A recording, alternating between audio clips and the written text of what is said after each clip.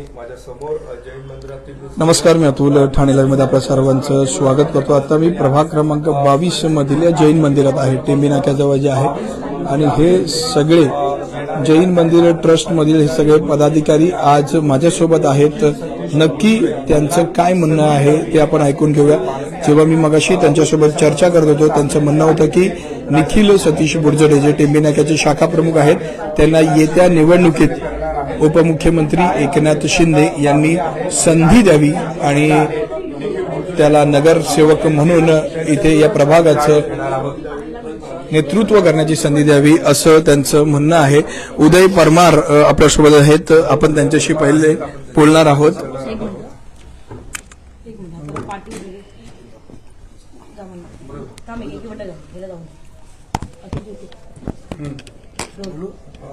उदयजी, आज तुम्ही सगळेजण इथे जमा झालेला आहात।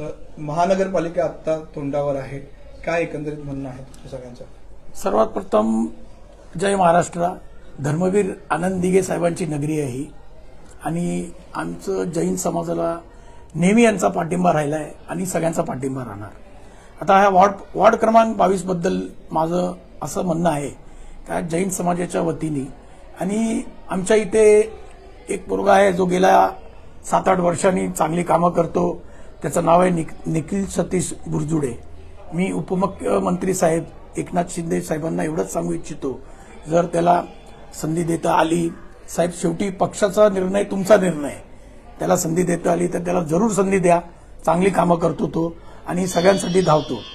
तर हे मी एवढंच सांगून मी माझं सांगणं जे आहे ते संपवतो, कारण का पॉलिटिक्समध्ये जास्त बोलणं हे ह्यावेळी योग्य नाही आहे। पण शेवटी 22 नंबर आमचा जो वॉर्ड आहे तो आमचा जैन मंदिरच्या ह्याच्यात येतो, आणि कायम आम्हाला टेंबी नाक्यावर आम्हाला धर्मवीर आनंद दिघे साहेबांचा आशीर्वाद राहिला आहे, आणि तो कायम राहावं शिंदे साहेबांच्या वतीने। पण तर फक्त मी एवढी विनंती करतो, आणि एवढी इच्छा आहे का चांगला मुलगा आहे, जर त्याला आपल्याला तिकीट देता आली तर साहेब ही विनंती। मुख्यमंत्री उपमुख्यमंत्री एकनाथ शिंदे साहेबांना भेटून वगैरे हे काय साकडं घालणार आहात का? कारण आता जवळपास 2च दिवस बाकी आहेत या संदर्भातले सगळे। सध्या तरी तसं काही निरोप नाही आलाय आम्हाला, आणि जर शिंदे साहेबांनी जर बोलवलं तर आम्ही सगळे जैन समाजाचे बांधव, गुजराती समाज, आम्ही सगळे एकत्र जाऊ आणि साहेबांना भेटू, जर साहेबांनी आम्हाला भेटायला बोलवलं। सर, तुम्ही निखिलला बऱ्याच वर्षांपासून या प्रभागामध्ये ओळखता, गेल्या अनेक वर्षांपासून कामं देखील चांगली सुरू आहेत, कामं देखील करतोय, काय सांगाल त्याच्याबद्दल? त्याच्या वडिलांपासून आम्ही त्याला ओळखतो, सगळ्यांना लहानपणीपासून ओळखतो। आता सध्या 8-9 वर्षात त्यांनी संघटनाची चांगली कामं केली आहे, खूप कामं त्यांनी राबवलेली आहे, तर आमच्या पण शुभेच्छा आहेत त्याच्याबरोबर। सर, काय सांगाल, आज सगळेजण तुम्ही आहात, येणारी महानगरपालिका आहे, निखिल एक तरुण आहे आणि कदाचित नेतृत्व करण्याची ताकद सुद्धा आहे, तर महानगरपालिकेच्या निवडणुकीत त्याला संधी मिळावी, कसं काय काम करतो, काय सांगाल? एक चान्स द्यायला पाहिजे, त्यांना संधी मिळायला पाहिजे, कारण की आमची आता प्रतिष्ठा झाली त्यावेळी पण त्यांचं सपोर्ट पूर्ण होतं आणि सर्वांचं सपोर्ट होतं, असं नाही, एक संधी द्यायला पाहिजे त्यांना। सुरेश भाई, धन्यवाद। सुरेश भाई, ललित भाई, आप बोलो, बोलो ललित भाई।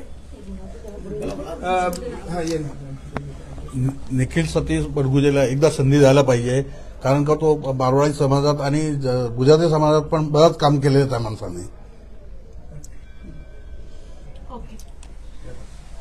आपण इथे पाहिलं तर या सगळ्यांची मागणी आहे की निखिल बुरजडे यांना एक संधी या प्रभाग क्रमांक 22 मधून द्यायला हवी, कारण एक चांगली कामं जी आहेत ती त्याने केलेली आहेत, त्यामुळे एक संधी त्याला मिळावी अशी मागणी जी आहे या जैन समाजाने केलेली आहे।